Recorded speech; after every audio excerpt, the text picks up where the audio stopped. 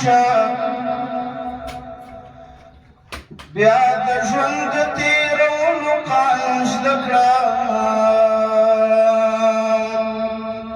په قرآن عظیم شان باندې مین شه چې د خدای او د رسول فرمان بردار وي وسله هغې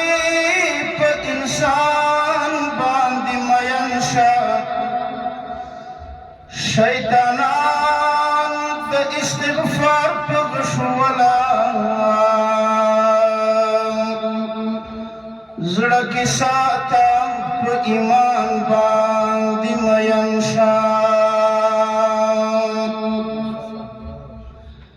د کافرونو نفرت او کرکه وکړه